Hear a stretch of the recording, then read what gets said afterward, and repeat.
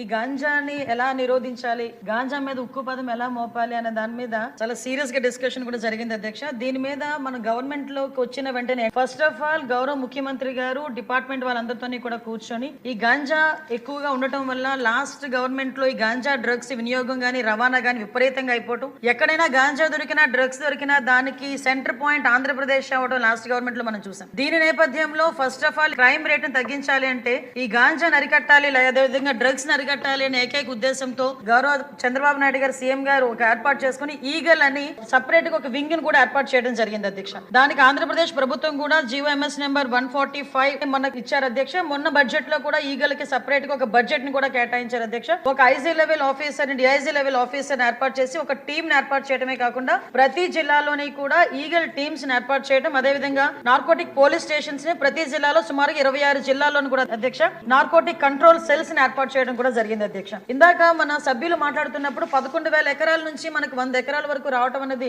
సంతోషంగా ఉంది అని చెప్పారు. దీన్ని కూడా ఎలా కంట్రోల్ చేయాలి, దానికి సంబంధించిన ప్రతి ఇన్ఫర్మేషన్ కూడా డిపార్ట్మెంట్ వాళ్ళ దగ్గర ఉంటుందని చెప్పారు అధ్యక్ష. అది ఉండటానికి